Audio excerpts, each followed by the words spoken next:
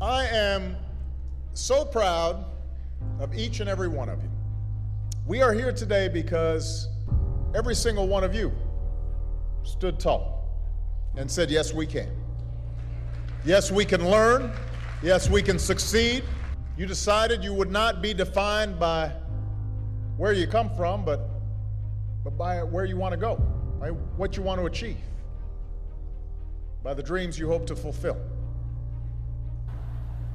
For we gather here tonight in times when the very foundations of our lives, the old order has been shaken, the old ideas and institutions have crumbled, and a new generation is called upon to remake the world. And let me be clear, when I say young, I'm not just referring to the date of your birth certificate. I'm talking about an approach to life, a quality of mind and a quality of heart. We need people like you to step up. We need your daring, we need your enthusiasm, we need your energy, we need your imagination. A willingness to follow your passions, regardless of whether they lead to fortune and fame. A willingness to question conventional wisdom and rethink old dogmas. A lack of regard for all the traditional markers of status and prestige. And a commitment instead to doing what's meaningful to you, what helps others, what makes a difference in this world. We're engaged in 2 wars and a struggle against terrorism.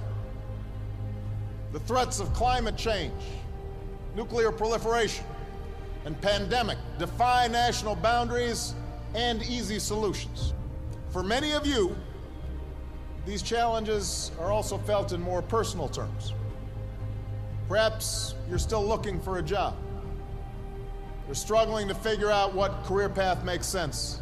Now, in the face of these challenges, it may be tempting to fall back on the formulas for success that have been peddled so frequently in recent years.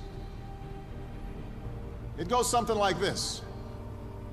We too often let the external, the material things serve as indicators that we're doing well, even though something inside us tells us that we're not doing our best, that we're avoiding that which is hard but also necessary, that we're shrinking from rather than rising to the challenges of the age.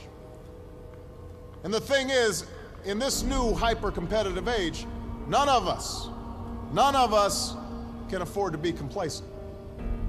That's true whatever profession you choose.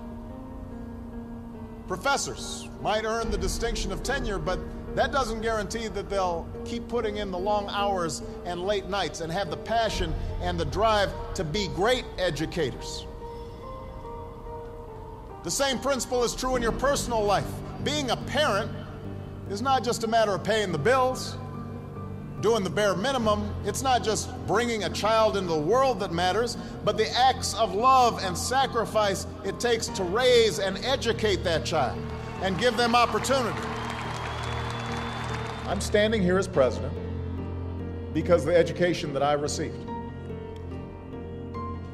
I know it's not always easy to do well in school. I know a lot of you have challenges in your lives right now. I get it. I know what it's like. My father left my family when I was 2 years old, and I was raised by a single mom who had to work and who struggled at times to pay the bills and wasn't always able to give us the things that other kids had.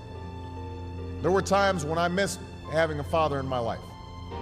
There were times when I was lonely and I felt like I didn't fit in.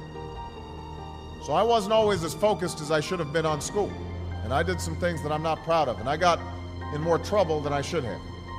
And my life could have easily taken a turn for the worse.